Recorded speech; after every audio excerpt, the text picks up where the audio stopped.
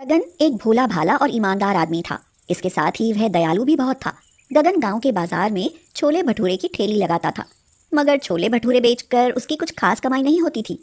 कारण यह था कि उससे गरीब भूखे लोगों की भूख न देखी जाती थी, इसीलिए वह गरीबों को मुफ्त में छोले भटूरे खिला देता था। अरे भाई खाओ खाओ, पेट भरकर छोले भटूरे खाओ, मैं गरीब से कोई पैसा नहीं लूंगा। भगवान तेरा भला करे भाई। गगन के इस स्वभाव से उसकी पत्नी राधा और माँ सुधा बहुत परेशान रहती थी। लो, आज फिर इतनी थोड़ी सी कमाई करके लाए हो, इससे तो घर का खर्च भी ना चलेगा। अरे किसी तरह चला लो राधा। बेटा, अगर तू ऐसे ही गरीबों को मुफ्त में छोले भटूरे खिलाता रहा तो जल्द ही हमारे भूखे मरने का समय आ जाएगा। मैं क्या करूँ माँ, मुझसे गरीब आदमी भूख से तड़पते नहीं देखा जाता। इनसे कुछ मत कहो माँ जी, इनको समझाना तो दीवार से टकराना है। हाँ। गगन के पास ही मंगत भी छोले भटूरे की ठेली लगाता था। मंगत लालची और कंजूस आदमी था। वह किसी गरीब को मुफ्त में छोले भटूरे खिलाना तो दूर, किसी के पास 2 रुपए भी कम हो तो भी भटूरे खिलाने से मना कर देता था। इसीलिए जब भी गगन किसी गरीब को फ्री में छोले भटूरे खिलाता तो मंगत को जलन होने लगती और वह सोचता, अरे ये गगन भी कैसा पागल आदमी है, गरीबों को मुफ्त में छोले भटूरे खिलाकर अपना नुकसान ही तो करता है, साथ में मेरा भी नुकसान करता है। अरे ऐसे मुफ्त में छोले भटूरे मिलते रहेंगे तो पैसे देकर खाने को आएगा ही कौन। मंगत रोज रोज गगन को ऐसा करते देख परेशान हो उठता है और एक दिन गगन के पास जाकर उसे समझाने लगता है। क्यों बे, तू कोई धन्ना सेठ है जो गरीबों को मुफ्त में छोले भटूरे खिलाकर अपने साथ साथ मेरी दुकानदारी भी खराब कर रहा है? क्यों बे मंगत, मैं पैसे लेकर खिलाऊं या मुफ्त में, तुझे क्या? देख ले बच्चों, ऐसे धर्मात्मा बना तो बहुत पछताएगा, पैसे पैसे को तरसेगा तू। कुछ दिन तक सब ठीक ठाक चलता है, मगर फिर एक दिन अचानक ही गगन की माँ सुधा की तबीयत बिगड़ जाती है। गगन और उसकी पत्नी राधा उसे अस्पताल लेकर जाते हैं। देखिए, आपकी माँ की बीमारी गंभीर है, इसलिए उन्हें कई दिनों तक अस्पताल में भर्ती करना पड़ेगा। पर वह ठीक तो हो जाएंगी ना? अगर आपने इलाज कराया तो जरूर ठीक हो जाएंगी। माँ के इलाज में क्या खर्च आएगा साहब? बस 50,000 तक आएगा। गगन के पास 50,000 रुपए कहाँ से आते? उसने तो कभी पैसे का लालच किया ही नहीं था। वह तो हर आदमी को अपने जैसा मददगार और दयालु समझता था। इसीलिए डॉक्टर से कहता है, डॉक्टर साहब, मैं बहुत गरीब आदमी हूँ, क्या आप मेरी माँ का इलाज बिना पैसे के नहीं कर सकते? अरे मैं डॉक्टर हूँ, कोई धर्मात्मा थोड़ी ना हूँ जो बिना पैसे के इलाज कर दूं। गगन के लिए 50,000 का इंतजाम करना पहाड़ तोड़ने जैसा था। वह कई जगह कोशिश करता है, मगर खाली हाथ घर लौटता है। राधा उससे पहले ही नाराज रहती थी, अब उसकी यह हालत देख और अधिक नाराज हो जाती है और कहती है, कितनी बार समझाया कि गरीबों को मुफ्त में छोले भटूरे मत खिलाओ, कुछ पैसा जोड़ लो, पर कहाँ माने, अब भुगतो। देखो राधा, गरीबों को बीच में मत लेकर आओ, किसी की थोड़ी सी मदद करने से कोई कंगाल नहीं हो जाता है। पर तुम्हारी मदद तो किसी ने नहीं की ना, पता नहीं माँ जी का क्या होगा। राधा यह कह ही रही होती है कि तभी मंगत उनके घर आ जाता है। मंगत गगन से कहता है, गगन, तेरी माँ का इलाज हो जाएगा भाई, पर पैसे कहाँ से आएंगे मंगत? देख भाई, मैं तो इतना अमीर नहीं हूँ कि अपने पास से पैसे दे सकूं। हाँ, बिशन लाला से मैं तुझे कर्जा दिलवा देता हूँ, ये तो तेरा एहसान होगा मंगत। मंगत के कहने पर बिशन लाला गगन को कर्ज दे देता है और गगन की माँ का इलाज हो जाता है।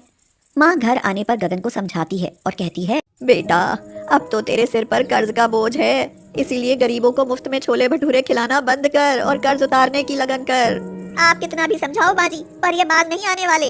क्यों नहीं आने वाला? क्या कर्ज का बोझ मुझे नहीं दिखाई देता? आज से मैं किसी गरीब को मुफ्त में छोले भटूरे बिल्कुल नहीं खिलाऊंगा।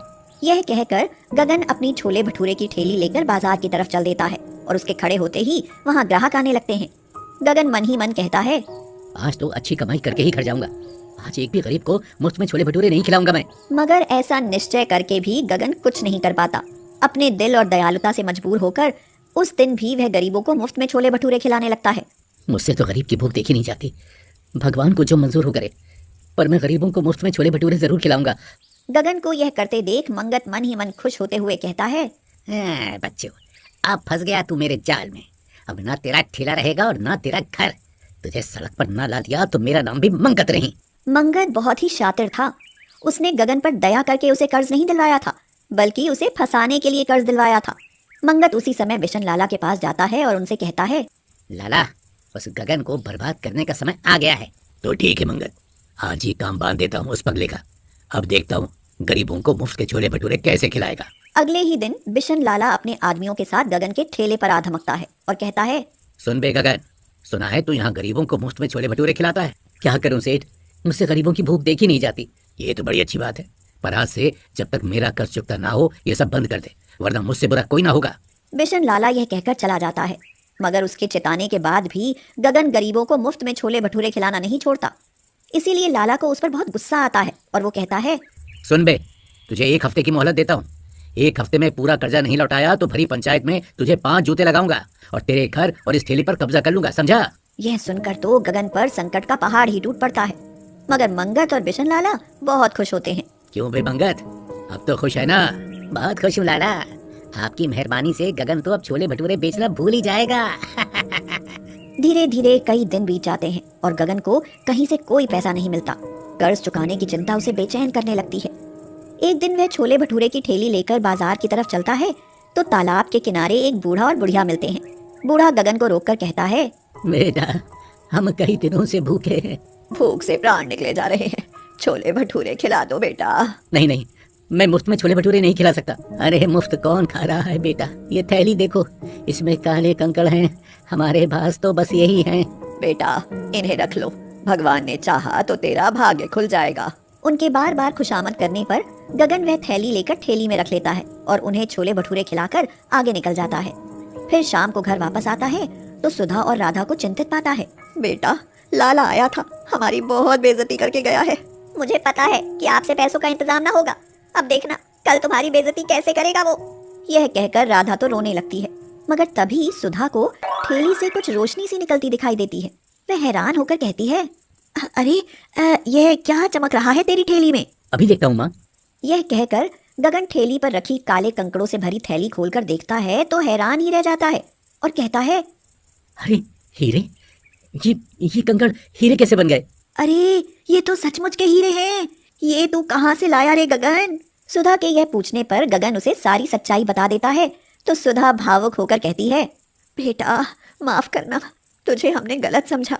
भगवान से तुझे यह तेरी दयालुता का ही फल मिला है। आज के बाद आप गरीबों को खूब खिलाना पिलाना, हम कुछ नहीं बोलेंगे। इस तरह गगन को उसकी दयालुता का फल मिल जाता है और वह एक हीरा बेचकर लाला का कर्ज चुका देता है और उस दिन के बाद गरीबों की तन मन से मदद करने लगता है। कुमुद और लता दोनों की शादी को 1 साल बीत चुका था। अब तक दोनों देवरानी जेठानी का तालमेल बहुत अच्छे से चल रहा था। उनकी सास सुप्रिया बड़ी खुश थी। एक दिन सुप्रिया बोली, बड़े मोती दान किए होंगे मैंने जो मुझे ऐसी बहुएं मिली, वरना आजकल की बहुएं तो एक दूसरे को एक आंख नहीं देख सकती। उनका बड़ा बेटा आलोक एक प्राइवेट कंपनी में नौकरी करता था और छोटा बेटा सुबोध सरकारी नौकरी करता था। 1 तारीख को आलोक की तनख्वाह मिलती थी और कुमुद सारे पैसे ले जाकर लता के हाथ में थमा देती। लो लता, तुम्हारे जेठ जी की इस महीने की तनख्वाह। ये क्या दीदी, आप हर महीने सारे पैसे मुझे थमा देती हो? इसलिए कि तुम मुझसे ज्यादा पढ़ी लिखी हो, तुम्हें हिसाब किताब अच्छे से आता है, इसलिए घर की अर्थव्यवस्था तो तुम ही संभालो। ठीक है दीदी, जब आप मुझे इतना मान देती हो तो मैं कैसे मना कर सकती हूँ। कुछ दिनों बाद आलोक की नौकरी छूट गई। आलोक परेशान रहने लगा। सुप्रिया ने कहा, इतनी चिंता मत करो आलोक, सब ठीक हो जाएगा। वो बात तो ठीक है माँ, लेकिन अब सारा वजन छोटे के कंधों पर आ जाएगा। तो क्या हुआ, भाई है तुम्हारा, मुसीबत के समय भाई भाई के काम नहीं आएगा तो कौन आएगा। 1 महीना बीत गया लेकिन आलोक को कहीं काम नहीं मिला। अब लता का स्वभाव बदलने लगा था। लता, आज तबीयत खराब महसूस हो रही है, बुखार लग रहा है। दीदी, अब जेठ जी की नौकरी क्या छूटी, आपकी तबीयत खराब रहने लगी। खैर कोई बात नहीं, बर्तन ही तो साफ करने हैं, मैं कर लूंगी। अरे नहीं लता, मैं जाती हूँ रसोई में बर्तन साफ करने। धीरे धीरे लता में मालिकाना अंदाज आता चला गया। ये क्या दीदी, आज आपने 2 सब्जियां बना दी। तुम जानती हो ना कि तुम्हारे जेठ जी को सूखी सब्जी के साथ रेशे वाली सब्जी भी चाहिए। दीदी, महंगाई बढ़ती जा रही है, पहले की बात अलग थी और अब की बात अलग है। अकेले कमाने वाले और दुनिया भर का खर्चा, आप तो खुद समझदार हैं। माफ करना लता, मैं भूल गई थी कि आजकल मेरे पति घर में बैठे हैं। गलती हो गई, आगे से जो बताओगी वही बनाऊंगी। थोड़ी देर बाद रसोई से कुछ टूटने की आवाज आई। लता ने जाकर देखा तो कुमुद के हाथ से फिसलकर कांच का गिलास टूटा पड़ा था। दीदी, ये गिलास का सेट मेरे मायके से आया था, गिलास तोड़कर तो आपने पूरा सेट ही बिगाड़ दिया, क्या देखकर नहीं धो सकती थी? वो हाथ से फिसल गया लता, मैंने जानबूझकर तो नहीं गिराया। जानती हो कितना महंगा था, आपने तो बोल दिया कि मैंने नहीं तोड़ा। कुमुद इस तरह की बात सुनकर खुद को अपमानित महसूस करने लगी और आंखों में आंसू भरकर कमरे में चली आई। आलोक ने उसकी आंखों में आंसू देखकर पूछा, कुमुद, तुम्हारी आंखों में आंसू, क्या हुआ? लगता है इंसान के पास पैसा है तो ही उसकी इज्जत है, वरना कुछ नहीं। जब से आपकी नौकरी छूटी है, छोटी कितनी बदल गई है, बात बात पर ताने देने लगी है। विश्वास नहीं होता कि ये मेरी वही लता है। कोई बात नहीं कुमुद, एक ना एक दिन तो नौकरी मिल ही जाएगी और तुम बड़ी हो तो उसे बच्ची समझकर माफ कर दिया करो। हाँ, यही सोचकर चुप रह जाती हूँ। एक दिन सुप्रिया बोली, लता, आज कुमुद की तबीयत खराब है, मैंने देखा उसे बहुत खांसी हो रही है और बुखार भी है। ऐसी हालत में वो काम कर रही है, आज उसे आराम करने दो, काम तुम कर लो। अरे बीमार है तो मैं क्या करूं? उनके झूठे बर्तन गंदे कपड़े मैं क्यों धोऊं? और रही बात खाना बनाने की, तो वो लोग भी तो खाते हैं। अगर काम नहीं करना तो बेशक अलग हो जाएं। हाँ, अब हम उनका खर्चा नहीं झेल सकते। ये क्या कह रही हो बहू? अलग मतलब घर का बंटवारा? वो दिन तुम शायद भूल गई जब कुमुद तुम्हारे हाथ में आलोक की सारी तनख्वाह रख देती थी। तो क्या हम पर एहसान करती थी? हमसे ज्यादा उनके खर्चे हैं। माँ, लता सही कह रही है। इस रोज रोज के झगड़ों से तो अच्छा है बंटवारा हो जाए। कुमुद उन लोगों की बातें सुनकर रो पड़ी और बोली, मैं नहीं जानती थी कि लता तुम हमारे बारे में ऐसी सोच रखती हो। अगर तुम बंटवारे में खुश हो तो ठीक है, कर लो बंटवारा। दोनों बहुओं के बीच उनके पति की सहमति से बंटवारा हो गया। लता ने कहा, दीदी ये रसोई के बर्तन सब मेरे मायके से मिले हैं, और ये फ्रिज वॉशिंग मशीन भी। ये आंगन से एलसीडी भी हटाकर अपनी तरफ लगाना पड़ेगा। आप अब अपना देख लेना, ये सब मेरी तरफ रहेगा। अरे कुछ तो रहम खा लता, अभी उनके पास ये सब खरीदने के लिए पैसे नहीं हैं। माँ जी, कब तक इन लोगों की तरफदारी करती रहोगी? अगर आपको इन पर इतनी दया आ रही है तो आप भी उन्हीं के साथ रहो। सब सामान का बंटवारा हो गया, जिसमें सभी लता के हिस्से में आया, क्योंकि कुमुद का मायका गरीब था। उसे अपने मायके से ज्यादा कुछ नहीं मिला था।